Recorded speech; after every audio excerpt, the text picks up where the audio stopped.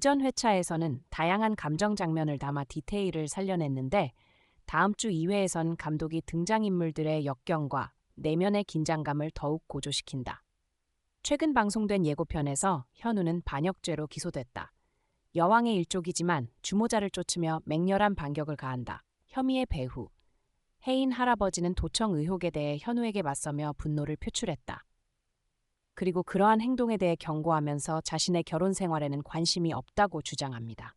신분, 도청, 검찰의 정보 제공 등을 통한 배신은 용서할 수 없으며 송 팀장의 횡령 등 계략을 현우가 조장했는지도 추궁하고 그를 표적으로 삼자 현우는 강력하게 자신을 방어했고 은성은 조심스럽게 자신을 방어했다.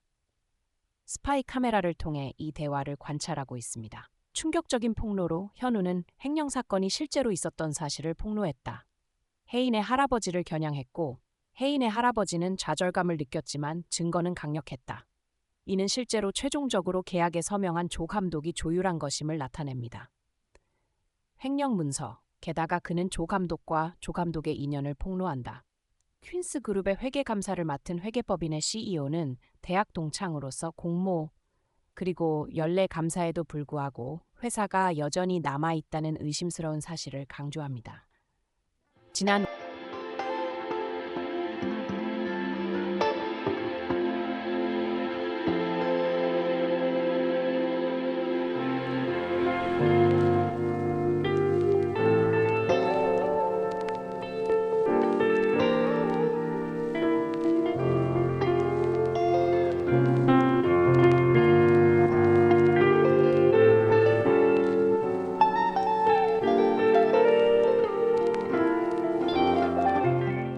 5년간 송 씨의 횡령 사실을 모르고 혜인 할아버지를 촉발한 조 이사가 송 씨를 연루시키려는 행위를 의도적으로 간과한 것은 아닌지 의문을 제기한다. 조사.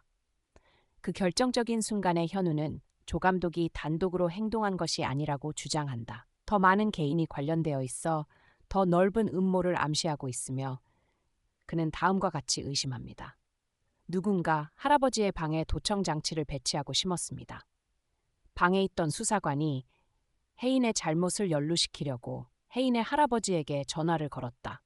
오케스트레이터의 신원을 문의합니다. 자신의 결백을 믿는 할아버지의 믿음에도 불구하고 자신을 변호하는 현우의 능력 증거를 제공하는 것이 가장 중요하며 그동안 그는 상황을 해독하기 위해 계속 노력합니다. 다가오는 위험을 암시하는 능숙함을 지닌 은성의 신중한 조사 아래 열띤 대화의 말 그대로 너는 여임 회장에게 무슨 약속을 받았니? 예? 나는 네가 이혼하든 말든 상관 안 해. 그건 내 맘대로야. 네, 죄송합니다. 하지만 네가 내가 녹음한 파일을 팔아서 여임 회장 쪽 검사에게 넘긴다면 난 너를 용서하지 않을 거야.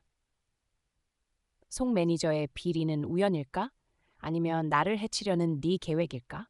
송 매니저의 사건은 사실이고 그건 저를 겨냥한 것입니다. 너 날 놀리는 거냐? 어떻게 그럴 수 있어? 송 매니저의 비리는 조현명이 사인했습니다. 이 사진에서 그와 함께 있는 사람은 퀸그룹의 감사 환병우입니다. 그들은 대학교에서 함께 공부했습니다. 그게 무슨 뜻이야? 감사는 매년 실시되지만 어떤 위반 사항도 발견되지 않았습니다. 이건 매우 이상합니다. 감사가 비리를 모르고 있을까요? 그러면 내 의도는 조현명이 비리를 알고 있지만 감사와 협력해서 참여하지 않았다는 건가? 그리고 그것을 나를 조사하게 만드는 데 사용한 거야? 아니요. 조연은 혼자 일하지 않았습니다.